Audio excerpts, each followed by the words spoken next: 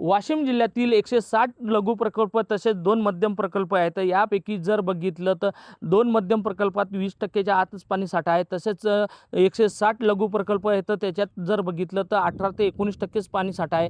सध्या परिस्थिती जर बघितली तर चित्र असं आहे की 160 लघु प्रकल्पापैकी 67 लघु प्रकल्प हे पूर्णतः कोरडे ठाक पडले आहे. सध्या मी वाशिम तालुक्यातील कळंबा महाली या ठिकाणच्या लघु प्रकल्पावर या ठिकाणी जर बघितलं आपण तर पूर्णतः लघु प्रकल्प हा कोरडा पडला आहे. त्यामुळे ज्याच्या भरोशावर जे आजूबाजूचे गावं पाणी समस्या आहे मोठ्या प्रमाणात निर्माण झाल्या आहेत.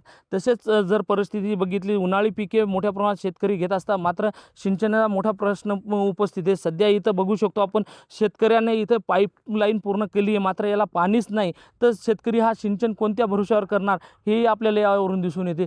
तसेच जर आता सध्या खरीप हंगामा पार्श्वभूमीवर अनेक शेतकरी आता या प्रकल्पातून गाळ उपसा करत असल्याचं चित्र आहे. सध्या परिस्थितीत शेतकरी आपला हा गाळ उपसून आपल्या शेतीत टाकत असल्याचं चित्र आहे.